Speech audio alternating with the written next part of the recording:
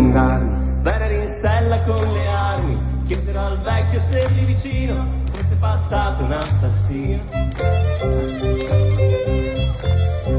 All'ombra dell'ultimo sole si era assopito un pescatore e aveva un solco lungo al viso come una specie di sorriso. E aveva un solco lungo al viso come una specie di sorriso. E na na na